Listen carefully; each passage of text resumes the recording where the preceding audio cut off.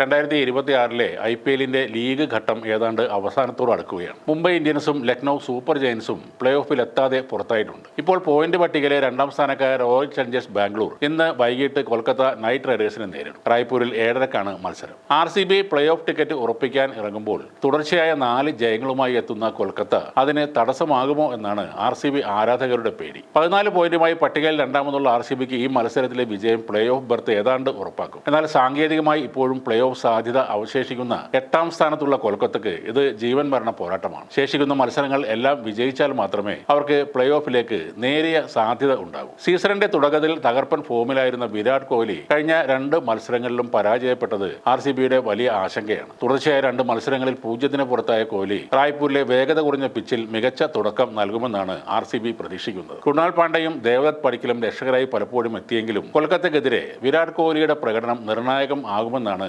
കരുതുന്നത്. റൺസ് കണ്ടെത്താൻ ബുദ്ധിമുട്ടുള്ള പിച്ചിൽ RCBയുടെ ബാറ്റിംഗ് കരുത്തും കൊൽക്കത്തയുടെ സ്പിന്നർമാരും തമ്മിലുള്ള ഒരു പോരാട്ടമായിരിക്കും ഇന്ന് നടക്കുന്നത്. ഇന്നലെ സൺറൈസേഴ്സ് ഹൈദരാബാദിനെതിരായ കൂറ്റൻ ജയത്തോടെ IPL പ്ലേ ഓഫ് സ്ഥാനത്തേക്ക് വളരെ അടുത്തിരിക്കുകയാണ് ഗുജറാത്ത് ടൈറ്റൻസ്. ഇന്നലെ 82 റൺസിനാണ് ശുഭ്മാൻ ഗില്ലും സംഘവും ഹൈദരാബാദിനെ തകർത്തത്. ഈ വിജയത്തോടെ 12 മത്സരങ്ങളിൽ നിന്നും 16 പോയിന്റ് നേടിയ ഗുജറാത്ത് പ്ലേ ഓഫ് ഏകദേശം ഉറപ്പാക്കി കഴിഞ്ഞു. ഗുജറാത്തിന്റെ വിജയത്തിന് പിന്നാലെ പോയിന്റ് പട്ടികയിലെ മറ്റ് ടീമുകളുടെ യോഗ്യതാ സാധ്യതകളിൽ വലിയ മാറ്റങ്ങൾ ഉണ്ടാവുകയും ചെയ്തു. ഇനി 2 മത്സരങ്ങൾ മാത്രം ബാക്കിയുള്ള ഗുജറാത്തിന് പ്ലേ ഓഫിലെത്താനുള്ള സാധ്യത ഇപ്പോൾ 94%. ഗുജറാത്തിന്റെ ഇന്നലത്തെ ജയം RCBക്ക് തിരിച്ചടിയായി മാറി. ഗുജറാത്ത് ഹൈദരാബാദിനെ തോൽപ്പിച്ചതോടെ 2ാം സ്ഥാനത്ത് നിൽക്കുന്ന RCBയുടെ സാധ്യത 79% കുറഞ്ഞു. ഗുജറാത്തിനെതിരായ കൂറ്റൻ തോൽവി സൺറൈസേഴ്സ് ഹൈദരാബാദിന് തന്നെയാണ് ഏറ്റവും വലിയ തിരിച്ചടിയായി മാറിയത്. മത്സരത്തിന് മുമ്പ് ഹൈദരാബാദിന് പ്ലേ ഓഫിലെത്താൻ 80% സാധ്യതയുണ്ടായിരുന്നു. എന്നാൽ തോറ്റതോടെ അത് 65.7% കുറഞ്ഞിട്ടുണ്ട്. മറ്റൊരു മുൻനിര ടീമായ പഞ്ചാബിന് ഇപ്പോൾ 62.7% സാധ്യതയാണ് ഉള്ളത്. അതേപോലെ സഞ്ജുവിന്റെ ചെന്നൈ സൂപ്പർ കിങ്സിന്റെ സാധ്യതയും ചെറുതായി വർദ്ധിച്ചു. 3 കളികൾ ബാക്കിയുള്ള അവർക്ക് നിലവിൽ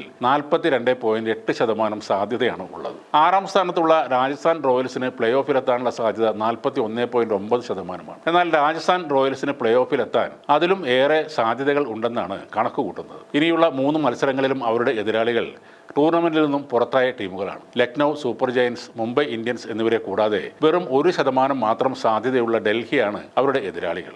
ഈ 3 ടീമുകൾക്കെതിരെയും ജയിക്കാനായാൽ 18 പോയിന്റുമായി രാജസ്ഥാനും പ്ലേ ഓഫിൽ കടക്കും.